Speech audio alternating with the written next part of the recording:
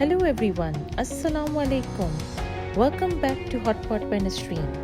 Today we are going to make Monthar with only 3 main ingredients. So let's get started.